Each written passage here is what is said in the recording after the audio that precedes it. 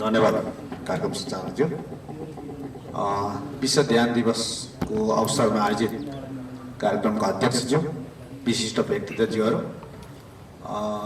पछाडि धेरै गुरुहरू हुनुहुन्छ र उपस्थित महानुभावहरू, जय गुरुदेव।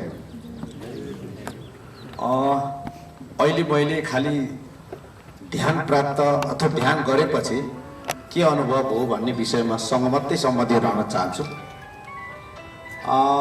खास गरिकन मैले सुनेको, तपाईहरुले पनि सुनेको, हामी सबैले सुनेको, भगवानले मान्छे बनायो।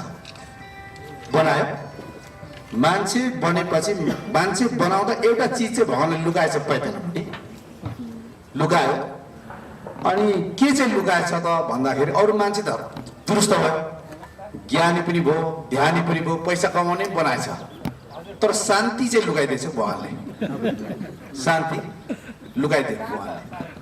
त्यस पछाडि मान्छेले पैसा कमाउँछ, गाडी चढ्छ, घर ठुलो सातले बनाउँछ, त्यही भगवानले लुकाएको चिज चाहिँ छैन, शान्ति छैन।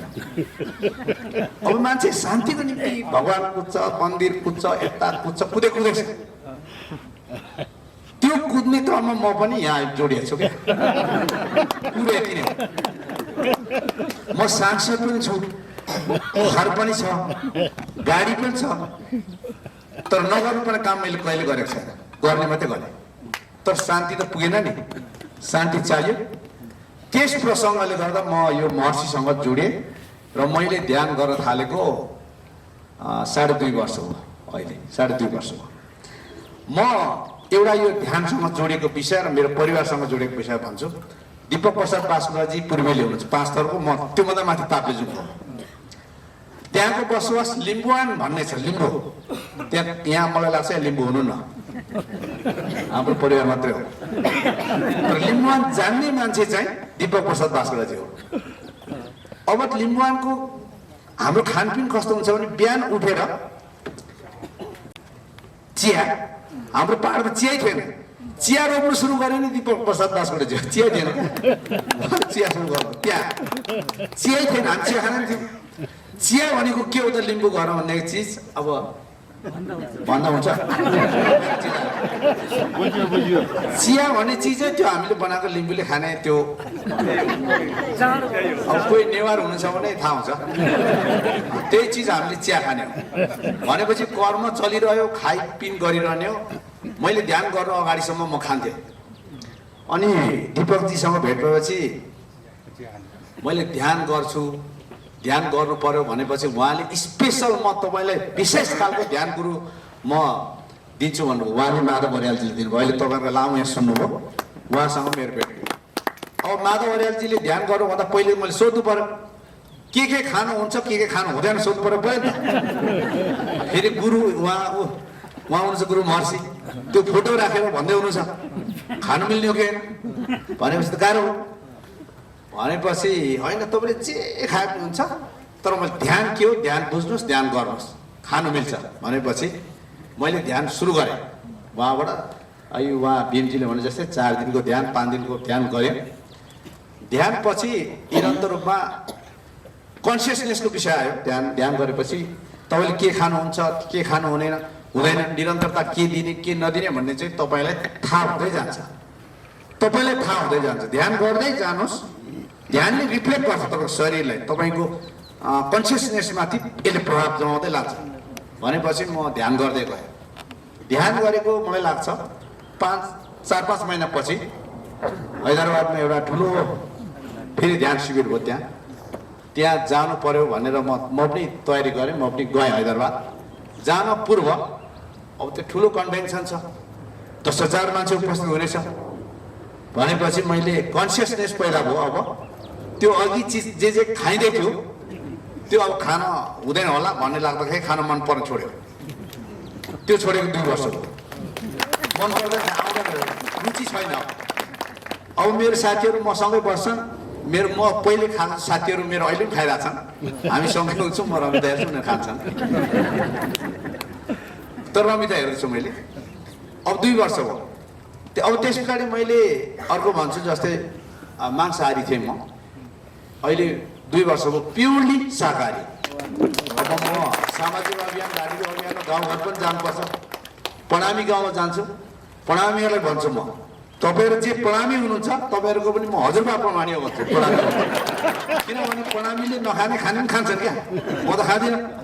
तपाईँ तिमीहरू भन्दा म शुद्ध छु भन्छु। त्यस कारण मलाई यो ध्यानले त्यहाँ पुर्यायो। अब मलाई त्यस पछाडि मलाई अर्को ध्यानसँगै जोडेको विषय, अब हामी सामाजिक रूपले जहाँसुकै बिहा व्रत भन्दा दिनमा 4 बिहा हुन्छ हुँदैन हुन त?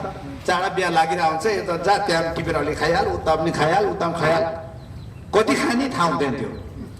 तर अहिले म जम्मा दिनको 2 चोटि खान्छु, बिहान र बेलुका।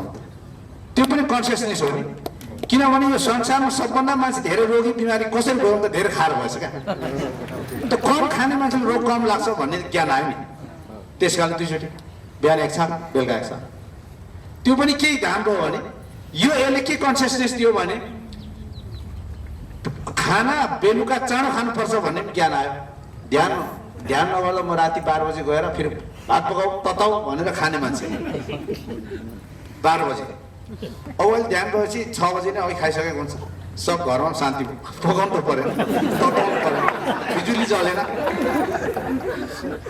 कहाँ के अब ऊ आउनुभयो, अब यहाँ खानाको पछाडि कोही लाग्छ, घरमा शान्ति भएको पनि यसै शान्ति हो नि।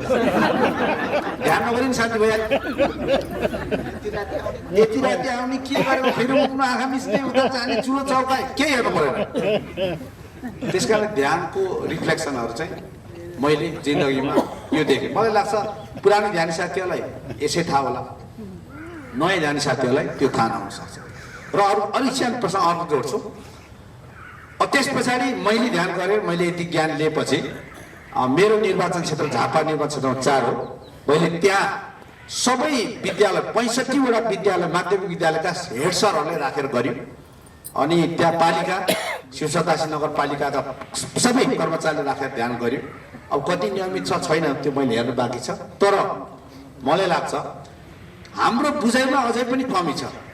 भीमजीले भने जस्तो ध्यान चाहिँ बुझाइमा के कमी छ भने ध्यान भनेको एउटा कार्यक्रम हो, मान्छेले बोलाउँछ जाने, त्यो फोहोर सफा गर्ने बढाउने जस्तै मान्छेले सम्झिन्छ, त्यहाँसम्म बुझाउन सकिएको छैन। अहिले कन्सियसनेस पैदा गर्नको लागि पहिला त्यहाँसम्म पुर्याउनु पर्नेछ, त्यहाँ जरुरी छ। तर मलाई लाग्छ अब महर्षि फाउन्डेसनको यो नियमित कार्यक्रमहरूले ध्यानलाई अलि अगाडि बढाउँदै नियमित अगाडि बढाउने काम भइरहेको मैले बुझ्छु।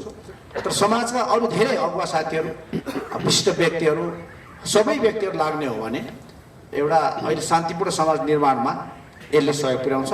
अर्को कुरा चाहिँ हामी अहिले व्यापक अराजकता छ नेपालमा, त्यो अराजकताको अन्त्य कसैले गर्न सक्दैन। त्यो अराजकताको अन्त तपाईँभित्र छ, म भित्र छ। म अराजक भए तपाईँ अराजक हुनुहुन्छ, तपाईँको पछाडिको मान्छे अराजक हुन्छ, पछाडिको अराजक हुन्छ, यहाँ बस्ने पनि अराजक हुन्छ। भीम उपाध्यायजीको अहिले स्ट्याटस घटिरहेछ, ध्यान थालेर उहाँको म स्ट्याटस हेर्छु, पुरै मान्छे उमाल्ने छ। अब 6 महिना पछाडि भीम उपाध्यायजीले स्ट्याटसै लेख्नुहुन्न। यो समय हो, उहाँले ध्यान गर्नुभएको रहेछ नि त। यो ध्यान यही छ ध्यान। त्यस कारण यो सबै ध्यानले मान्छेले कोषमा ल्याउँछ। हामीलाई बुद्ध बनाउने हो, बुद्ध हुन त गाह्रो छ। बुद्धको बाटोमा हिँड्नु छ, बुद्ध हुन सक्दैनौँ हामी, किनभने बुद्ध जति त्याग गर्दैनौँ नि, त्यस कारण हामी त्यहाँ पुग्दैनौँ। तर त्यसतर्फ हिँडाउने भएको हुनाले अब हुनेहरू लागिरहनु भएको छ। नयाँ साथीहरू हुनुहुन्छ भने तपाईँले जोडिनुहोस्, तपाईँले जोडिएर परिवार र समाजलाई भन्नुहोस् विश्व शान्ति कायम गर्ने बाटो ध्यानद्वारा नै हुन्छ। मैले त्यो भनेर मेरो विशेष धन्यवाद।